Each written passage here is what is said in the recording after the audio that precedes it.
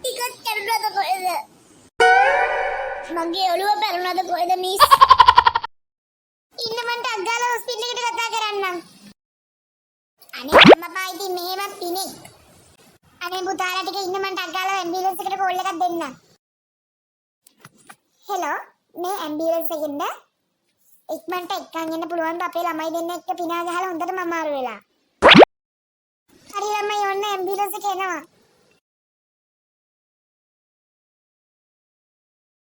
A few moments later.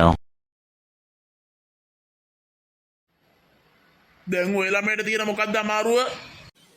නෑ මම මේ අරුත් එක්ක සෙල්ලම් කර කර ඉද්දි මස් කෑල්ලකින් සෙල්ලම් කරේ. ඒ මස් කෑල්ල ලිස්සලා ගිහිල්ලා පිනාගේ කාමරේ ඇතුළට වැටුණා. ඊට පස්සේ පිනා ඇවිල්ලා අපිට හොඳටම තඩි බෑවා. අම්මෝ මගේ දත් ටික.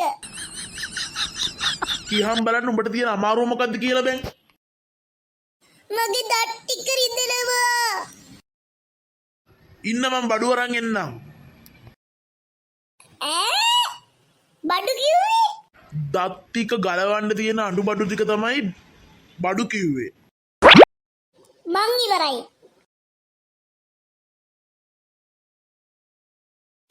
මේ අම්මපා පිනා කරන වැඩ.